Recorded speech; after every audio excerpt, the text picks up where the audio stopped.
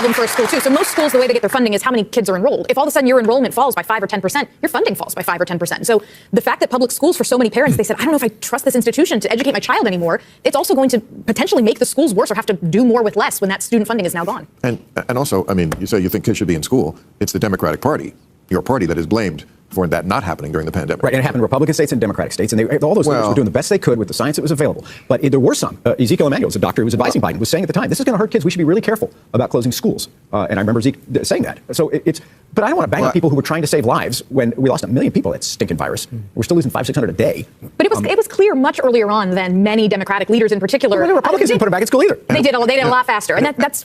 Yeah, I mean, I think the Republicans would say that it was the teachers' union, which is very strong and democratically controlled, that made sure that the schools did not reopen, and also that it's not the kids who were dying from it. Right, and that's the big shame, is that the kids who were getting hurt the most by it were the ones whose parents don't have the resources to say, well, the public school's bad.